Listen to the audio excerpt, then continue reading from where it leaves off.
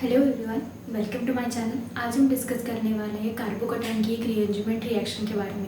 Basically carbocation की अगर हम बात करते हैं तो कार्बन जब भी कभी भी अपनी सरफेस के ऊपर अगर पॉजिटिव चार्ज गेन कर लेता है तो उस सिचुएशन में हम उस स्पीसीज को कार्बोकैटायन कहते हैं। कार्बो मीन्स कार्बन और कैटायन मतलब कार्बन विद पॉजिटिव चार्ज। तो ये जो रिएक्शन आज बोर्ड पर लिखी है वो है डिफिनिटिव रीअरेंजमेंट रिएक्शन, जहाँ पर कार्बोकैटायन बनने वाला है और वहाँ पर कार्बोकैटायन की रीअरेंजमेंट पॉसिबल होने वाली है। तो जब भी कभी भी कार्बोकैटायन की अगर हम स्टेबिलिटी की बात करूँ मैं, तो कार्बोकैटायन में सबसे ज़्यादा स्टेबल होता है टर्शरी, बाद में होता है सेकेंडरी, प्राइमरी और सबसे लास्ट में होता है 0 डिग्री। अगर somehow in cases in reaction में 0 डिग्री या फिर प्राइमरी भी कार्बोकैटायन जो कि लीस्ट स्टेबल होते हैं वो भी फॉर्म हो जाते हैं, तो वो भी एक्स्ट्रा स्टेबिलिटी से रीअरेंजमेंट करके एक्स्ट्रा स्टेबिलिटी गेन कर सकते हैं। तो इस रिएक्शन में स्ट्रेट जो हो जाएगा वो हो जाएगा हमारा प्राइमरी अमाइन, जिसकी रिएक्शन होगी नाइट्रस एसिड के साथ। अब नाइट्रस एसिड के साथ रिएक्शन कैसे होगी आगे देखते हैं। HNO एक नाइट्रस एसिड है। इसी स्ट्रक्चर को हम और ओपन करके लिख सकते हैं कुछ इस तरीके से HO as already you can see कि रिएक्शन में ऑलरेडी और एसिडिक मीडियम प्रोवाइड है, तो H प्लस यहाँ पर प्रोटॉन आ जाएगा।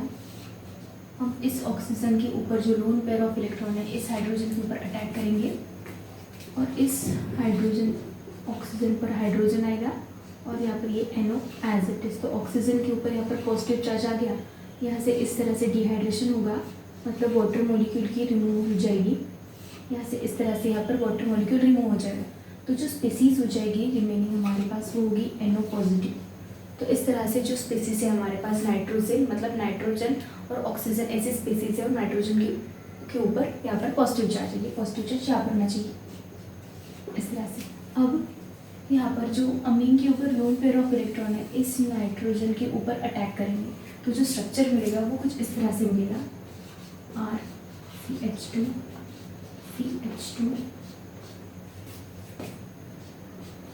NH N double bond. तो देखो कुछ इस तरह की स्ट्रक्चर हमें मिली है। नाइट्रोजन की वैलेंसी बढ़ गई, इसलिए यहाँ पर नाइट्रोजन के ऊपर पॉजिटिव चार्ज आ जाएगा। अब क्या होता है, ये जो लोन पेयर ऑफ इलेक्ट्रॉन होते हैं ये यहाँ पर हाइड्रोजन को एब्स्ट्रैक्ट करेंगे इस तरह से, तो ये जो स्ट्रक्चर होगा वो कुछ इस तरह से हो जाएगा CH2 nitrogen with hydrogen.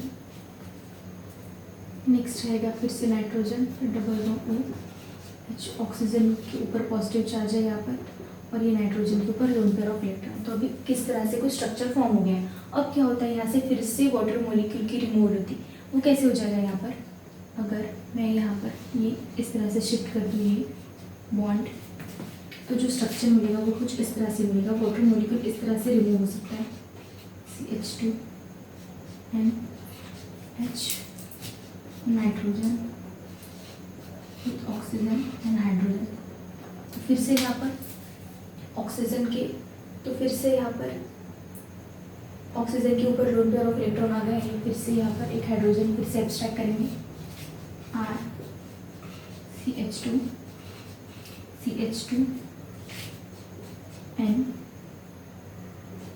NOH यहाँ पर ये नॉन बॉन्डिंग इलेक्ट्रॉन और यहाँ पर हाइड्रोजन में एक सेकेंड, हाँ, और यहाँ पर फिर से ये नेगेटिव चार्ज शिफ्ट हो जाएगा। तो जो स्ट्रक्चर रहेगा वो हमें कुछ यहाँ पर इस तरीके से मिलेगा, ये ऑक्सीजन के ऊपर पॉजिटिव चार्ज। तो देखो ओवरऑल फिर से समझाने की कोशिश करती हूँ। ये जो रिएक्शन हुई है यहाँ पर, ये ऑक्सीजन के ऊपर जो चार्ज डेंसिटी शिफ्ट हुई है, ये nitrogen oxygen water molecule remove करने के लिए ये चार्ज डेंसिटी नाइट्रोजन के ऊपर शिफ्ट हो जाएगी।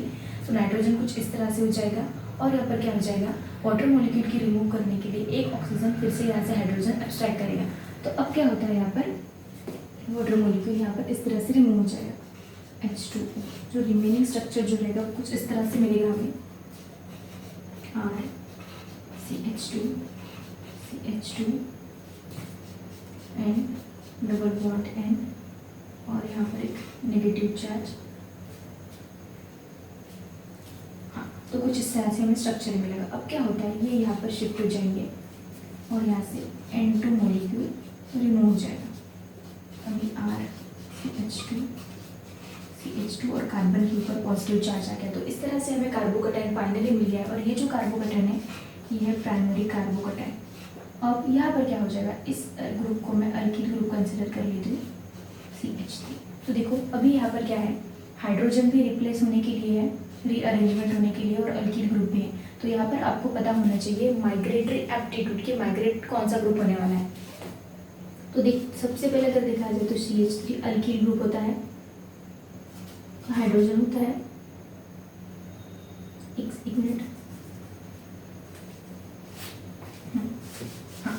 सो यहाँ पर क्या हो जाएगा, हाइड्रोजन, फिनिल और मतलब अगर माइग्रेटरी एप्टीट्यूड की बात करें तो हाइड्रोजन रिमूव माइग्रेट कर सकता है, बाद में फिनिल ग्रुप, और सबसे लास्ट में होता है अल्किल ग्रुप। तो यहाँ पर हाइड्रोजन इस तरह से यहाँ पर माइग्रेट करेगा इस कार्बोकेटाइन को स्टेबलाइज करने के लिए।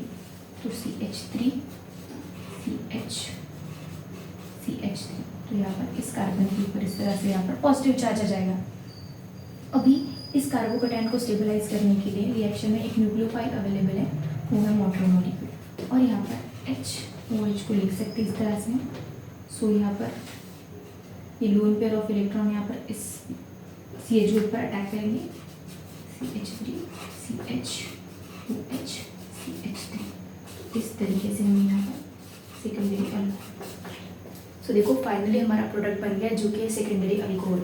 सो रिएक्शन में ऑलरेडी न्यूक्लियोफिलिक मीडियम पड़ा हुआ था, इसलिए हमें बाहर से न्यूक्लियोफाइल लेने की नीड नहीं पड़ी, और फाइनली हमें कार्बोकेटाइन की रिएक्शन से कार्बोकेटाइन जो प्राइमरी बना था ये यहाँ पर सेकेंडरी बना है, जो एक्स्ट्रा स्टेबल है प्राइमरी से कंपैरिजन में ज़्यादा स्टेबल है, और बाद में सबसे एंड में यहाँ पर सेकेंडरी अल्कोहल जो कि रिएक्शन का मेन प्रोडक्ट है वो बन गया है। आई होप आपको वीडियो अच्छी लगी होगी। अगर वीडियो अच्छी लगती है तो प्लीज़ चैनल को सब्सक्राइब करिए। Thank you so much for watching.